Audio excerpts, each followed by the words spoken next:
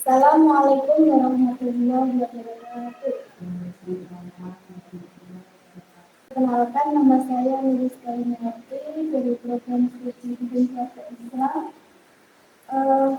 Sebagai mahasiswa KKN dari Sekolah Pendidikan Islam Jakarta, ini menyampaikan materi penyuluhan pada Bapak Ibu tentang warisan, hukum waris menurut hukum Islam.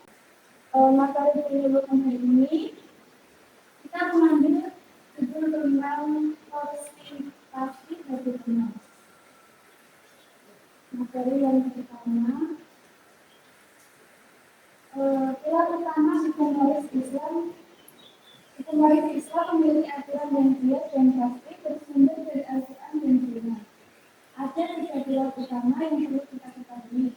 Yang pertama, hukum waris. Yang kedua, hak yang lekat pada waris. Dan yang ketiga, klasifikasi ahli waris dan prinsip bagian-bagiannya. Kemudian, materi yang pertama tentang hukum waris. Hukum waris adalah syarat-syarat yang harus dipenuhi agar pewarisan dapat dilaksanakan. Di antaranya ada pewaris, yang kedua ada ahli waris, dan yang ketiga ada harta warisan. Yang pertama, waris itu apa sih? Waris itu adalah orang yang meninggal dunia dan meninggalkan harta atau disebut dengan ahli waris. Yang kedua, ahli waris. Ahli waris atau yang disebut dengan ahli waris adalah orang yang masih hidup pada saat waris meninggal dan berhak menerima warisan. Yang ketiga, harta warisan atau al-mawrisun, yaitu harta yang ditinggalkan setelah dikeluarkan dana terkait harta. Kemudian, yang kedua, hak yang melekat pada harta pewaris. Yang pertama, sebelum dibagi kepada ahli waris, harta peninggalan harus digunakan untuk memenuhi 4 hal ini secara berurutan. Jadi, sebelum harta dibagikan kepada ahli waris, ada 4 hal yang harus dilakukan terlebih dahulu. Yang pertama, untuk biaya perawatan jenazah, mulai dari memandikan, memakan, menyalatkan, hingga memakamkan. Yang kedua, untuk pelunasan hutang jenazah. Semua hutang pewaris baik kepada Allah seperti zakat, nazar maupun kepada manusia wajib dibayarkan terlebih dahulu sebelum harta dibagikan. Yang ketiga, pelaksanaan wasiat. Wasiat yang sah harus dilaksanakan dengan batasan maksimal sepertiga dari total harta setelah hutang dilunasi. Wasiat tidak boleh diberikan kepada ahli waris.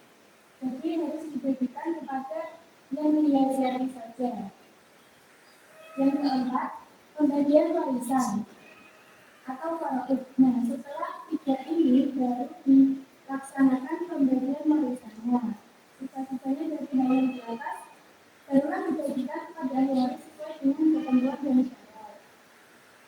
Kemudian ada klasifikasi ahli waris dan prinsip bagian. Yang pertama, ahli waris utama atau yang disebut dengan asbabul furud, yaitu mereka yang bagiannya sudah ditetapkan secara pasti oleh Al-Quran, misalnya suami, istri, ayah, ibu, anak, dan contohnya pembagiannya seumpama suami meninggal, kemudian istri itu mendapatkan 1/8 dari harta warisan jika ada anak.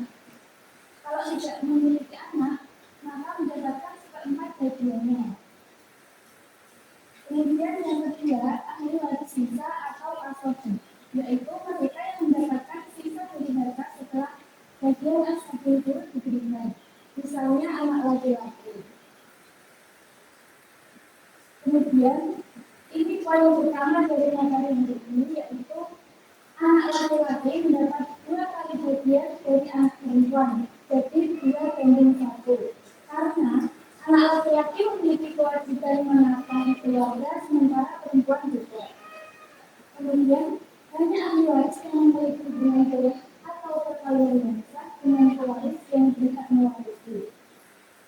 Kemudian yang ketiga, penyebab gugurnya hak waris ada 3. Jadi penyebab hilangnya hak waris kepada ahli waris ada 3. Yang pertama, perbedaan agama. Jadi kalau seorang anggota keluarganya ada yang non-muslim, maka waris yang muslim tidak bisa mewarisi keluarga yang beragama non-muslim. Yang kedua, pembunuhan pewaris oleh ahli waris, dan yang terakhir, perbudakan. Sekian Bapak Ibu yang bisa saya sampaikan pada materi ini. Ada kurang dan lebihnya mohon maaf. Wassalamualaikum warahmatullahi wabarakatuh.